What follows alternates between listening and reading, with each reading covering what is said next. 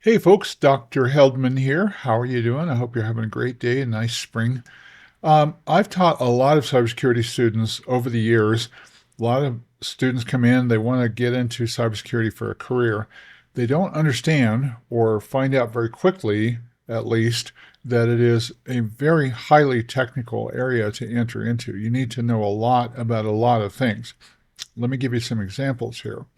You need to be very, very familiar with transmission control protocol, internet protocol, which is called TCP IP. It's actually not two protocols, like I just mentioned, it's thousands of protocols. There's a lot to know. And as if that's not enough, TCP IP has a version 4 and a version 6. So you need to know a lot about both of them. Additionally, you need to know an extensive amount about networking, how networks are put together, how they work, how the hardware works with them, such as routers and switches and voice over IP equipment, wireless technologies, Ethernet technologies, fiber optic, etc., WAN and LAN and MAN, how the network goes together. You also need to have a good understanding of programming. You don't necessarily need to be a programmer, but you need to understand how to write scripts. I would recommend 3 different scripting languages, maybe even a 4th.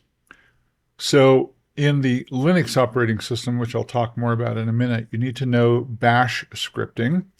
You should also know a lot about Microsoft PowerShell scripting, Python scripting, and you might even consider doing a little bit of working with Ruby scripting because a lot of Metasploit scripts are written using Ruby. Additionally, you should consider a ton of certifications. They're very, very important in cybersecurity. I like an organization called CompTIA. It's called CompTIA, and you can visit them at comptia.org. And I recommend for beginners getting into this that you pursue the following certifications. CompTIA A+, which is actually 2 exams, not 1. Then Network Plus, Linux Plus, and Security Plus. And you can go on and you can augment those certifications to include one called CISA Plus and another one called Pen Test Plus. That's a good suite of certifications to have as you begin to look for cybersecurity internships and apprenticeships. Additionally, you need a college degree of some kind, most likely just to pass muster with different hiring authorities. When a hiring manager puts out a request for a job opening, typically human resources, HR, is the one that picks up that request. They get a document from the hiring manager stipulating what the requirements are. And it's not so much anymore, but it used to be that you had to have a computer science degree, which is a coding degree. So if you're interested in coding, yes, by all means go forward and get a CS degree. But another degree that can be super helpful for you is called Computer Information Systems.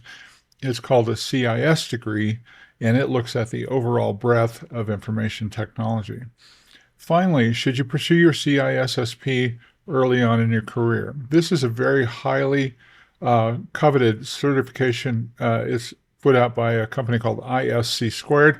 I don't think you need that. In fact, you have to have 3 years of experience in computer cybersecurity before you can sit for the CIS SSP, but it should be on your long haul roadmap for success. So you got to create a roadmap, block all these things out, make sure that you've got all of those that you're studying for and you have confidence in these different areas, and you will be successful in getting into cybersecurity. Thank you. And please join me on my YouTube channel. It's called Tech Talk Education. I do a lot of movies regarding cybersecurity, programming, Linux clusters, and things like that. So I'd love to have you come out and visit my YouTube channel.